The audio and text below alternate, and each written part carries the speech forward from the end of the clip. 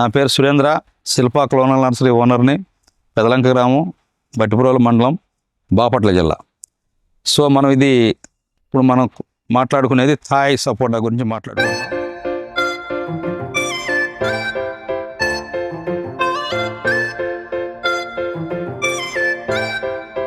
ఇది మనం 4 years back తీసుకురావడం జరిగింది.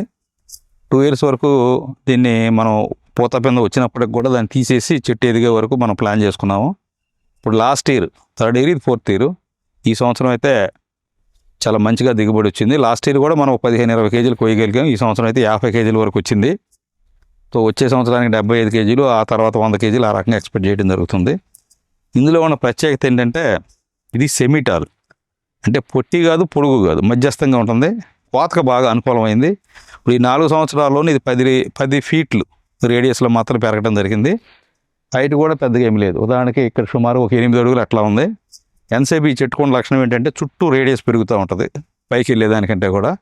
మనకు దానివల్ల కోసుకోవడానికి తేలిక. 80% క్రాప్ మొత్తం కూడా మనకి ఈ 6-6.5 అడుగుల లోపే ఉంది కనుక ఏంటంటే ఇది మన చెట్లు ఎక్కి కొయ్యాల్సిన అవసరం ఉండదు. సో ఇది మనం హై డెన్సిటీలో ఎకరానికి 200 మొక్కలు వేసుకోవచ్చు. తర్వాత ఏంటంటే రాతి నేలలో, ఇసుక నేలలో, మొర్రం నేలలో, బండరాళ్ళు, కొండరాళ్ళు ఎక్కడ ఉన్నా కూడా ఈ మొక్కలు వేసుకుని మనం పెంచుకోవచ్చు.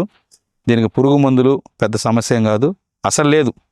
పోతే దీనికి ఏంటంటే మనం సంవత్సరానికి ఒకసారి ఎకరానికి ఒక 4 లేదా 5 ట్రాక్టర్ పశువుల ఎరువు కనుక వేసుకుని దున్నేసుకున్నట్టయితే వర్షాకాలం ముందు, తర్వాత మనం ఎరువులు వేయాల్సిన అవసరం కూడా లేదు. ఇది కాయ వచ్చేసి 100 గ్రాముల నుంచి 200 గ్రాముల వరకు దీని సైజు రావడం జరుగుతుంది.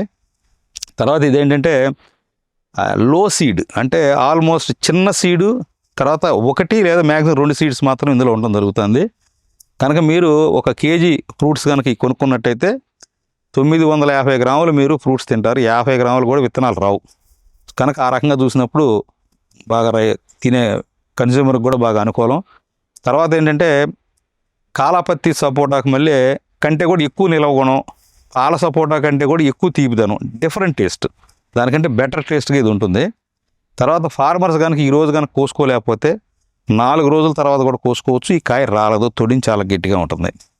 అట్లాగే ఎవరైతే వెండర్ అమ్ముకునే ఆయన ఉంటాడో ఆయన ఈరోజు అమ్ముకోలేకపోతే ఇంకా 3 రోజులు 4 రోజులు కూడా అమ్ముకోవచ్చు. కాయ అనేది ఏం చెడదు.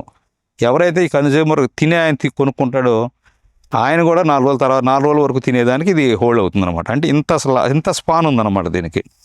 కనుకండి అదే ఇప్పుడు మనం మార్కెట్లో దొరికే సపోటాకాయలు మీరు కొనుక్కున్నారనుకో, ఒక క్యారీ బ్యాగ్లో అతను వేసేస్తాడు, మీరు ఇంటికి తీసుకెళ్ళేసరికి 4-5 కాయలు నలిగిపోతాయి. అట్లాగే ప్రతి కాయకి 4 గింజలు ఉంటాయి.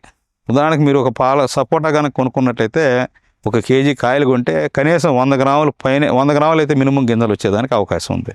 ఇందులో అయితే మీకు మ్యాక్సిమం 50 గ్రాముల నుంచి లోపే. ఆ రకంగా చూసినా కూడా ఇది ఉపయోగకరంగా ఉంటుంది. ఇది రైతుకి చాలా లాభదాయకమైంది. ప్రతి రైతు కూడా ఈ వెరైటీని వేసుకోవాలి. రాబోయే రోజుల్లో ఈ వెరైటీ అనేది ఖచ్చితంగా ట్రెండింగ్ మార్కెట్లో.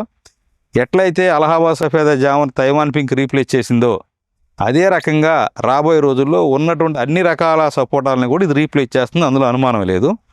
సో ఈ మొక్కలు మన దగ్గర రెడీగా ఉన్నాయి. కావాల్సిన వాళ్ళు ఫోన్ చేయండి. నా నెంబర్ వచ్చేసి 9949614751.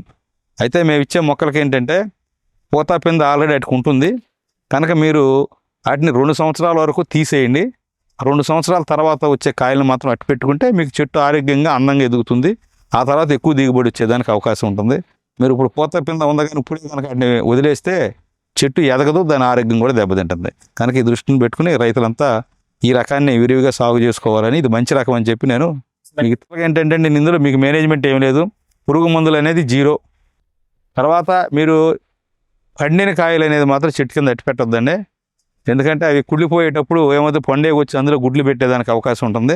దీనికి పొండేగ సమస్య అయితే ఏం లేదు, కానీ ఏంటంటే మనం కింద మాత్రం కొంచెం నీట్గా అట్టి పెట్టుకుంటే మనకు ఆరోగ్యంగా ఉంటాయి. తర్వాత ఏంటంటే ఈ కాయలకి ఇప్పుడు మామూలుగా సపోటా కాయలు అయితే 25, 30, 50 గ్రాములు ఉంటాయి, కష్టం. ఇప్పుడు అవసరమైతే ఈ కాయలు గుత్తులుగా కాస్తున్నాయి పెద్ద కాయలు కనుక మనం ఒక గుత్తికి కలిపి ఒక కవర్ కట్టేసి మంచి అందాన్ని కూడా తీసుకొచ్చి సూపర్ మార్కెట్లకి ఎక్స్పోర్ట్కి కూడా మనం అనుకూలంగా వాడుకోవచ్చు. ఆర్గానిక్ అని చెప్పి మనం అందరం ఇవాళ తప్పిస్తున్నాము. మనం ఎరువులు, పురుగు మందులు, రసాయనిక ఎరువులు, పురుగు మందులు లేకుండా పండించగలిగిన చాలా తక్కువ పండ్లలో ఈ సపోటా ఒకటి కనుక దీన్ని ఖచ్చితంగా రైతులు వాడుకోవాల్సిందిగా కోరటం జరుగుతుంది. నమస్కారం.